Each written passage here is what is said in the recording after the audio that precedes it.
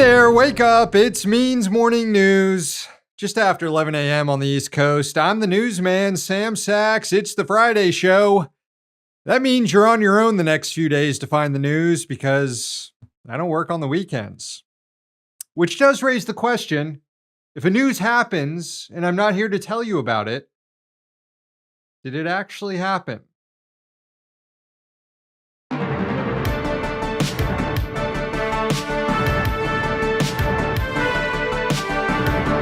The Israeli ambassador to the United Nations, Gilad Erdan, gave a totally unhinged and dangerous speech at the UN this week, attacking American students who have been protesting the genocide in Gaza. Take a look. The chants of the pro-Palestinian rioters on campuses are calls for Israel's destruction. We always knew that Hamas hides in schools.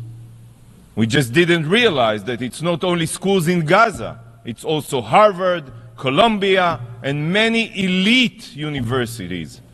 Swift and severe action must be taken against faculty that back this mayhem. University presidents and professors today must be held accountable for permitting this. Students who call for the murder of their peers or use physical violence must be arrested and expelled. Now, one could also interpret that as a call to bomb American universities and slaughter students, since that's exactly what the Israeli military is doing in Gaza, where every university has been leveled to the ground under the guise of fighting Hamas. Now, surely our political leaders aren't going to stand for such aggression toward their own citizens, especially by a foreign government, right? Right? Wrong. Very next day, President Joe Biden gave a speech sounding just like Richard Nixon and basically agreed with Ambassador Erdogan that the kids are lawless, dangerous anti-Semites. Violent protest is not protected. Peaceful protest is. It's against the law when violence occurs. Destroying property is not a peaceful protest. It's against the law. Vandalism, trespassing, breaking windows, shutting down campuses, forcing the cancellation of classes and graduations. None of this is a peaceful protest. Threatening people, intimidating people, instilling fear in people is not a peaceful protest. It's against the law. Dissent is essential to democracy, but dissent must never lead to disorder or to denying the rights of others so students can finish the semester and their college education. Look, it's basically a matter of fairness. It's a matter of what's right. There's the right to protest, but not the right to cause chaos. And there's Joe Biden attempting to delegitimize an entire history of protest in the United States, from civil rights to gay rights to anti-war activism. Breaking windows and occupying buildings is not violence. I mean, do we have to exhume John Lewis's body and reanimate him to remind Democrats about the need from time to time to engage in, quote, good trouble? Necessary trouble? The dude was arrested more than 40 times for doing things like trespassing and occupying buildings. And Biden is lying about what's happening at these schools. An analysis by the Armed Conflict Location and Event Data Project found that actually the protests have been almost entirely peaceful. Quote, the overwhelming majority, 99%, have remained peaceful. But despite this peaceful nature of protest, the project also found that police have intervened against pro-Palestine demonstrations more than 4 times as often as pro-Israel demonstrations. So in case you're wondering how Trump might have handled these protests if he was president, you already have your answer. He would have said the exact same thing as Biden.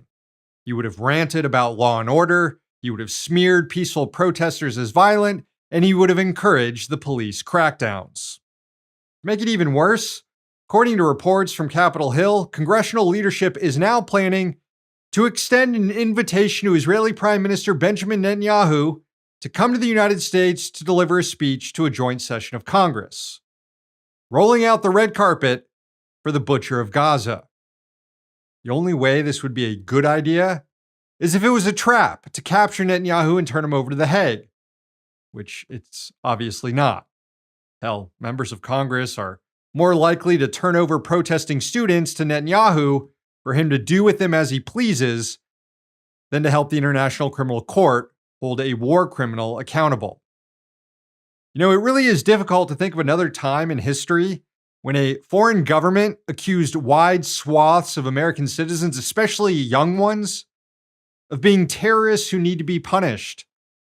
And almost the entirety of the ruling class in the US is basically like, yeah, fuck those kids. Meanwhile, in Gaza, more Palestinians were killed in Israeli airstrikes overnight, including 4 children. That's over 14,000 Palestinian kids now dead in Israel's campaign since October. Also, the UN has now estimated it will cost upwards of $40 billion to rebuild Gaza, a scale of destruction not seen since World War II.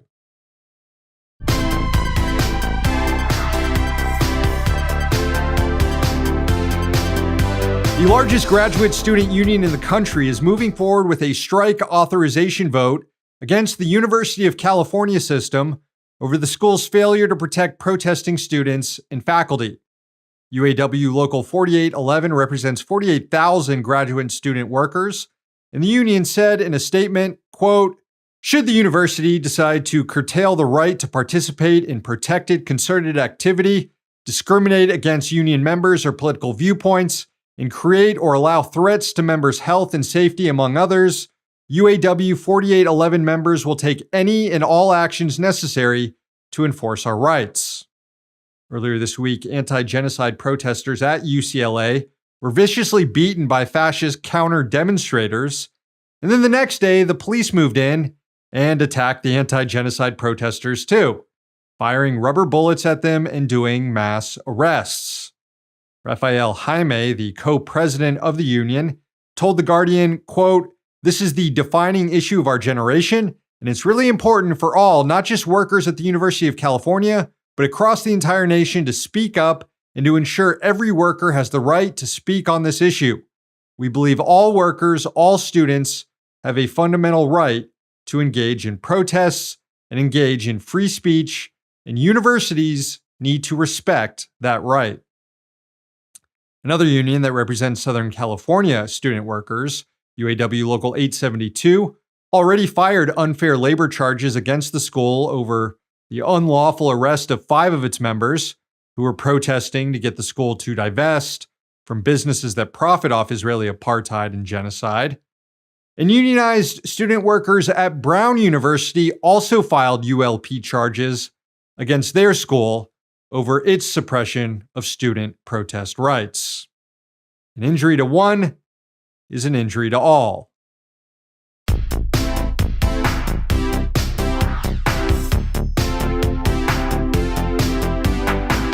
The Rich Dicks got a reprieve last week, but it's Friday and I'm back on the desk, so let's take care of business. Thanks for the nominations online. Arona nominated The Landlords. Who else, right? Nora nominated Genocide Joe again, of course. She also nominated CNN anchor Dana Bash, who I believe is competing with Jake Tapper to see who can offer the most depraved coverage of the campus protests and Israel's ongoing genocide. Competition is neck and neck right now. Republican megadonor and billionaire businessman Jeff Yass nominated for trying to dodge paying taxes. He doesn't want to contribute to society. He wants to spend his billions electing conservatives who will further break it. Eric Adams was nominated here for his cheerleading of the NYPD's brutal crackdown on campus protesters and also for lying about the demonstrations. Adams called the operation precise and restrained, but we later learned that numerous kids were beaten so badly they had to go to the hospital, and one officer actually fired his gun during the raid. Very restrained, Mr. Mayor. And lastly, for our Canadian viewers, we got a nomination for Loblaw CEO, a guy named Per Bank. Per Bank. I don't know much about Canada, but I do know you guys fucking hate your Loblaws. Or at least the people who run Loblaws. Thank you again for the nominations, but ultimately, this week's Rich Dick is Alex Karp.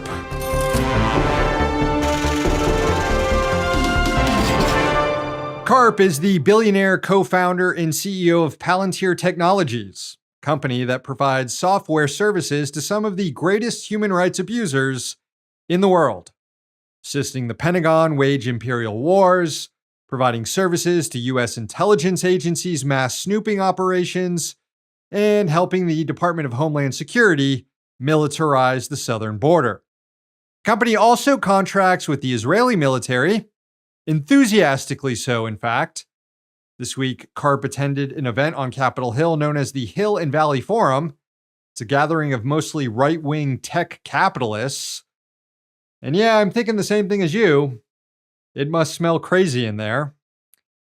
During an interview at the event, Karp affirmed his company's support for Israel and how it's rooted in his belief in, and I'm paraphrasing here, but not by much, Western supremacy. Israel, I would say, I'm pro-West, so these things fall from that. The West is a better way for us to live, that we have certain structural advantages, the embodiment of our way of doing things in products and companies is a fairer, better way of organizing and living, and that's primarily done by freak show, often entrepreneurs with the help and guidance of capital deployed by the venture community.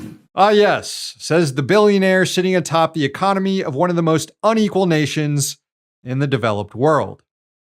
I guess that worldview does explain, though, why the company refused to hire Asian engineers and had to eventually pay a $1.7 million fine to settle Department of Labor charges of discrimination. But the interview really went off the rails when he was asked to talk about the anti-genocide campus protests, and Karp commented on how he wished he could send the students to North Korea. When you look at elite university campuses across America and you see unrest and protests and students at these very prestigious institutions openly chanting pro-Hamas slogans, do you worry that pro-Iranian, pro-North Korean? I mean, you got to imagine this. You got people like there's a one clip someone sent me, the person was embracing North Korea. It's like, great. I mean, we really should have a philanthropy to send. We're going to do an exchange program. Exchange programs sponsored by Karp. A little couple months in North Korea, and a nice tasting flavored bark. See how you feel about that? do you worry that... Please laugh. He wasn't finished, though. Here was Karp trying to explain what's really happening at these protests. Try to understand what's going on there. And it's very hard. It's actually very hard. And I do think there's a weird way in which if you veer from basic tenets of liberalism too far left, right, or in this case, it's kind of like a Heideggerian form of Marxism, you regress to basically the ideology of our ancestors about 1,000 years ago, which is what I think is actually happening there. And so I'm very against double standard, triple standard, quadruple standard. We're going to have a standard for us. Somehow our adversaries get a better standard than Israel. Makes no sense to me. Then you see the disaster, unforgivable, incomprehensible, logical extension of the double standard world manifesting itself on college campuses where, they've dedicated themselves, perhaps correctly, to an architecture of anti-discrimination while dressing in masks and excluding the population that's been most discriminated for the last 3,000 years. What in God's name are you blathering about, man? I mean, it's hard to make sense of any of that, but let me try to respond to a few points that he attempted to make. One, Israel is not a democracy. It's an apartheid state with vast parts of the population denied political and economic rights. Two, the double standard, as you call it, exists because, unlike those other countries engaged in human rights abuses, Israel receives billions of dollars in support and weapons from the U.S. every year.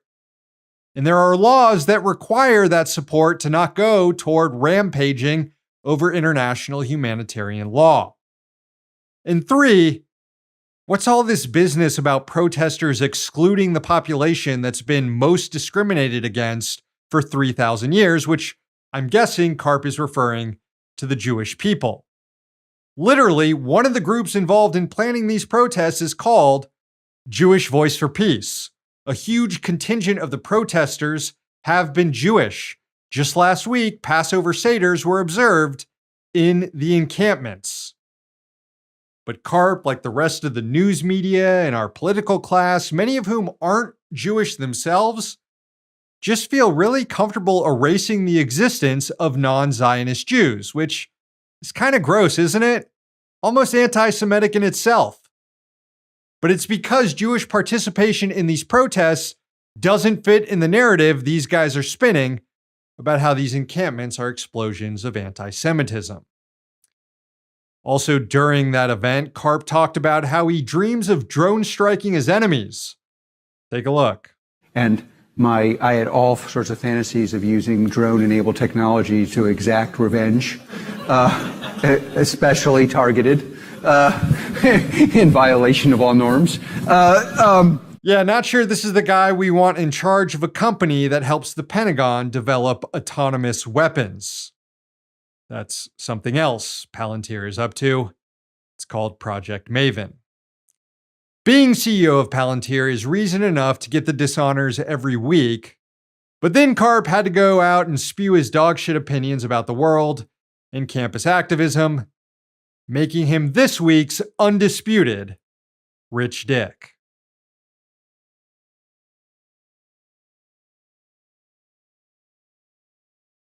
All right, friends, the show ends today with a sunrise from Maryland. It was sent in by Lil Perp 666 from the Liberated Zone at Johns Hopkins University in Baltimore, where students are occupying to demand that the university divest from the Israeli apartheid state.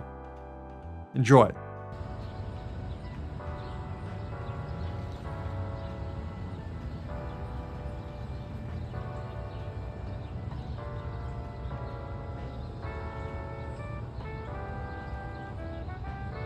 Thank you, Lil Perp.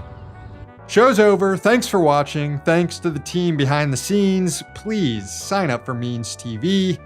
Subscribe to our YouTube and podcast channels and follow us on social media. One day capitalism will fall. Until then, we'll be right here. See you next week.